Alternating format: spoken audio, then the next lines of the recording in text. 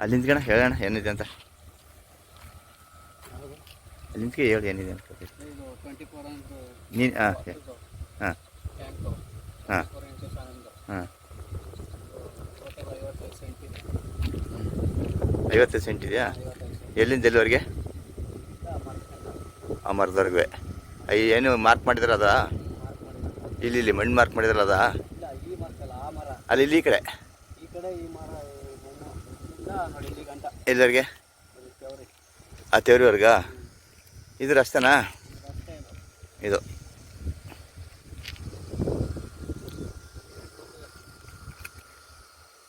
ಕಪ್ಪು ಮಣ್ಣಾ?